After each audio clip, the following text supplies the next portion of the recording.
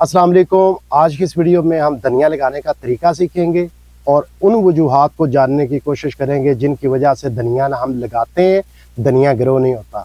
आखिर धनिया क्यों नहीं ग्रो होता, उसके पीछे कौन कौन सी वजूहात हैं, उनके हवाले से जिक्र करते हैं और धनिया को किस तरीके से लगाएं कि धनिया ग्रो हो।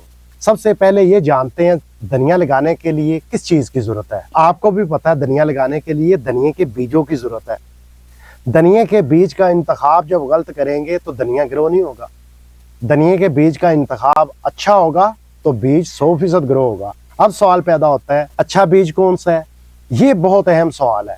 अमूमन दोस्तों को ये मालूम नहीं कि कौन से बीज ग्रो होंगे, कौन से नहीं होंगे। उसके हवाले से मैं बताता चलूँ, यहाँ पर ये बीज दे सकते हैं धनिया के, कितने हेल्थी हैं, दिखने में कितने अच्छे हैं। ये फ्राई किए हुए हैं, ये सालन के इस्तेमाल के लिए हैं, ये ग्रो करने के लिए नहीं है। जो बीज एक मरतबा फ्राई हो चुके हों उनको आप जितना मर्जी 20 मरतबा लगाएं, जैसी मर्जी मिट्टी में लगाएं, जैसे मर्जी पोट में लगाएं, वो ग्रो नहीं होने वाले। जब भी आप बीज लगाएं इस बात को ज़हन में रखें, बीज क्या फ्राई बीज तो नहीं है, बीज कच्चा ही होना चाहिए। कच्चे बीज की क्या अलामत होगी? बीज बिल्कुल सफ़ेद होगा। जो बीज ब्राउन है आप समझ लें ये फ्राई है। आइंदा आपने जब भी सीडलिंग करनी है इस बात को जहन में रखना है। अब बात करते हैं नंबर 2 पॉइंट। बीज इसी तरह पकड़ते हैं, ऐसे ही लगा देते हैं, ऐसे भी नहीं ग्रो होंगे। ये बीज हाफ हाफ है, ये ग्रो होंगे, ये ग्रो नहीं होंगे क्योंकि ये साबित है।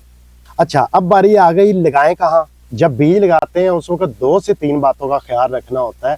पहले तो बीज का इंतखाब करना है, वो मैंने आपको बता दिया। अब नंबर 2 पर बारी आ गई है पोट और मिट्टी। ऐसे पोट का इंतखाब करें जिसकी कम अज़ कम 4 से 5 इंच गहराई है।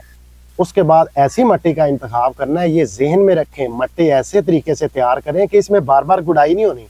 अभी तो इस पोट के अंदर जगह है ना, 1 हफ्ते 10 दिन के बाद इसके अंदर जगह नहीं बचेगी, गुड़ाई कहाँ करेंगे? तो इसका मतलब ये है कि अगर गमले की गुड़ाई नहीं हो सकती तो मिट्टी ऐसे तरीके से तैयार करेंगे कि गुड़ाई की ज़रूरत ही ना पड़े। वो कैसे तैयार करनी है मैं बताता हूँ, बहुत ही सिंपल है। 40% आपने मिट्टी लेनी है, 40% गोबर कंपोस्ट लेनी है, 20% रेत लेनी है, 3 चीज़ें डालनी है। फिर इसके बाद नीम खली का पाउडर है आपके पास, नीम खली है वो डाल दें। 1-2 चम्मच अंडों के छिलकों का पाउडर डाल दें या कैल्शियम सोर्स वाली कोई भी चीज़ का इस्तेमाल ज़रूर करें।